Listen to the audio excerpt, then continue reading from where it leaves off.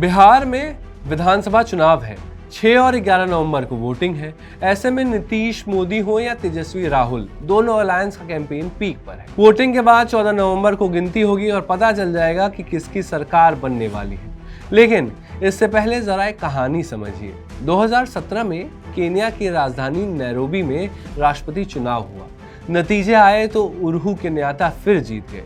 लेकिन कुछ हफ्तों बाद केन्या के सुप्रीम कोर्ट ने एक ऐसा फैसला सुनाया जिसने पूरी दुनिया का ध्यान अपनी तरफ खींच लिया।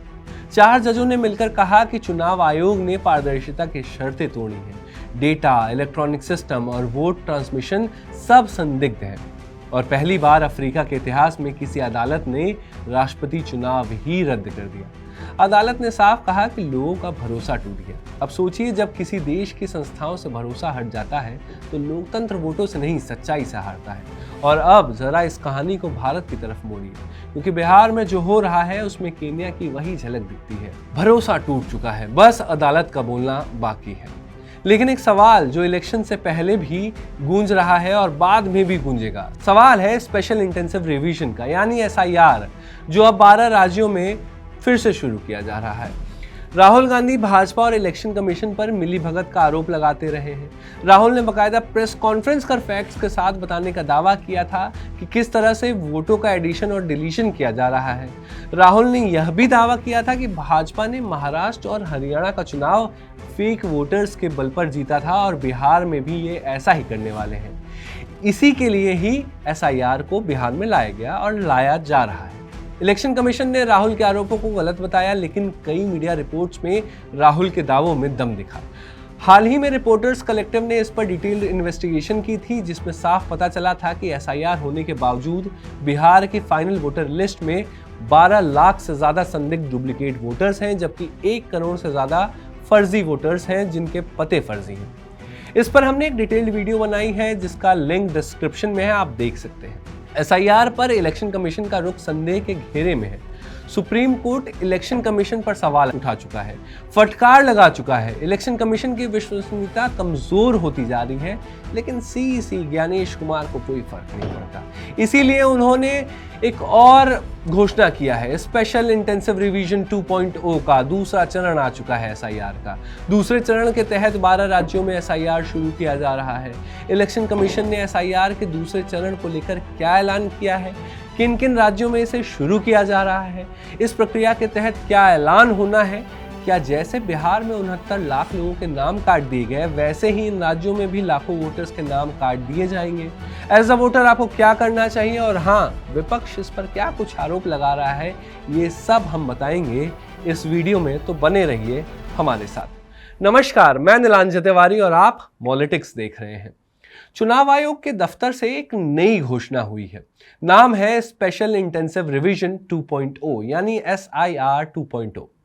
इसे कहने को तो वोटर लिस्ट अपडेट कहने की प्रक्रिया कहा जा रहा है, लेकिन इस दौर में जब भरोसा हर फाइल, हर संस्था और हर सिस्टम से धीरे धीरे खिसक रहा है, तब किसी भी सफाई अभियान को अब सिर्फ सफाई नहीं कहा जा सकता।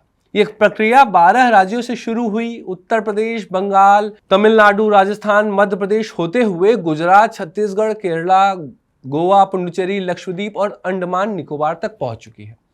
कुल 51 करोड़ से ज्यादा वोटर्स की लिस्ट की जांच होगी। चुनाव आयोग कहता है कि इसका मकसद है कि कोई एलिजिबल वोटर छूटे नहीं और कोई इन एलिजिबल वोटर लिस्ट में रहे नहीं। सुनने में साफ लगता है, लेकिन जो बिहार में हुआ उसने इस सफाई के पीछे का धुंध दिखा दिया। बिहार में जब SIR चला तो BLO घर गए नहीं।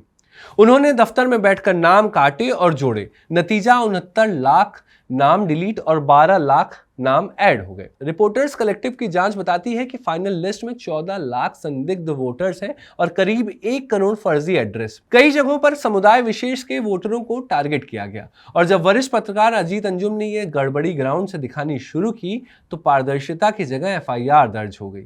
सवाल यह है, अगर प्रक्रिया इतनी पारदर्शी है तो सच्चाई दिखाने वाले अपराधी क्यों बन गए, उन पर क्यों FIR किया गया?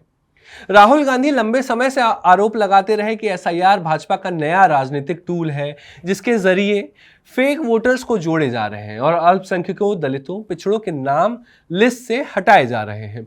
राहुल ने यह भी दावा किया था कि महाराष्ट्र और हरियाणा में भाजपा ने इसी मॉडल पर चुनाव जीते और बिहार उसका ट्रायल रन था। और अब SIR 2.0 12 नए राज्यों में पहुंच गया है, तो विपक्ष को डर है कि वही कहानी दोहराई जाएगी, बस नाम बदल दिए जाएंगे। पश्चिम बंगाल में ममता बनर्जी से NRC लागू करने की तैयारी बता रही हैं। उनका दावा है कि भाजपा SIR के बहाने मुस्लिम वोटर्स को बांग्लादेशी बताकर लिस्ट से बाहर कर देगी। बंगाल में मुस्लिम आबादी करीब 27% है। वही ममता की राजनीतिक ताकत है और भाजपा की सबसे बड़ी कमजोरी। इस डर से ममता ने 527 अधिकारियों के तबादले कर दिए और 2 नवंबर को कोलकाता में SIR के खिलाफ रैली का ऐलान कर दिया।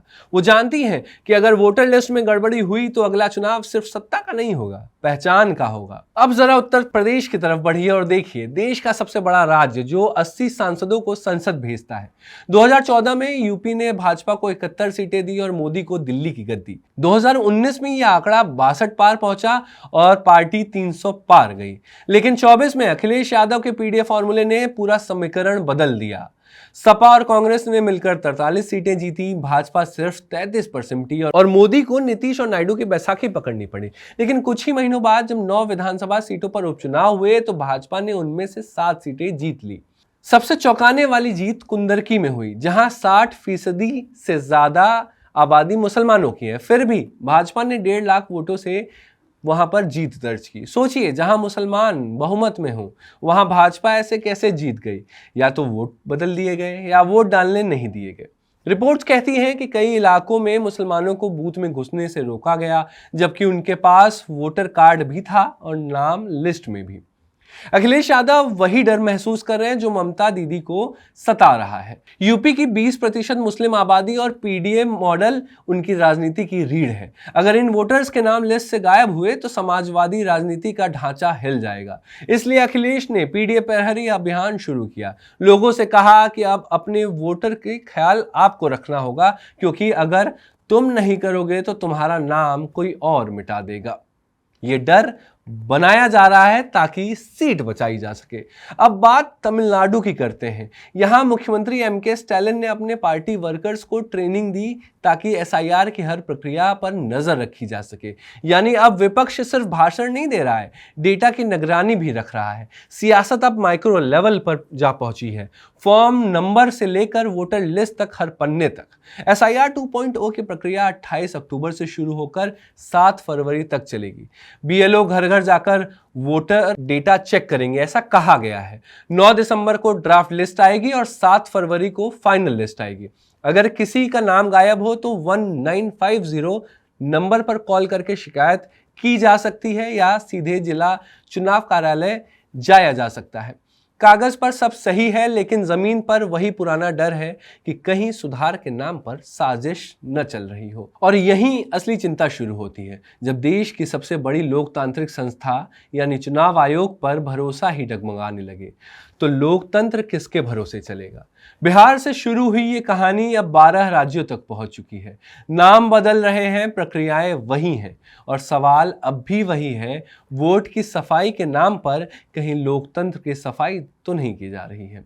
आपको हमारी ये वीडियो कैसी लगी कमेंट सेक्शन में ज़रूर बताएं। वीडियो को लाइक करना और मॉलिटिक्स को सब्सक्राइब करना बिल्कुल ना भूलें, ताकि ऐसे अपडेट्स हम आप तक ला सकें और आप तक पहुंच सकें। नमस्कार।